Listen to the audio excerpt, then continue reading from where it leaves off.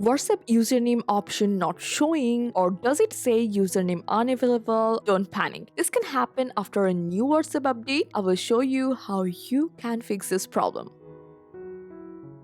So first you have to make sure you are using the latest version of WhatsApp. Open the App Store or Google Play Store, search for WhatsApp, and install any update available. The username feature is only available on the latest versions. If you are already up to date, just go to Settings, then General, and open iPhone Storage. And here you just have to search for WhatsApp. Go for it, choose Offload the App. Don't worry, this won't delete your chats or data.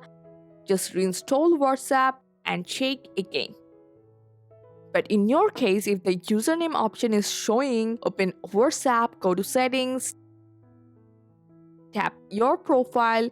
If you see reserved username, just go for it first, then choose create a new username or use your Facebook or Instagram username instead. So for now, I will choose for create a username here.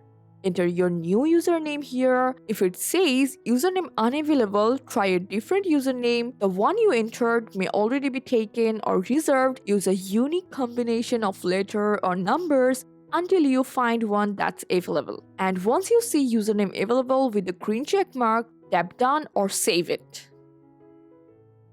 But in your case, if you don't see the username or reserved username option at all, the feature may not be available for your account or region yet, so you just have to wait for the next update. Hopefully one of these fixes helped you to get the WhatsApp username feature working. Thanks for your time.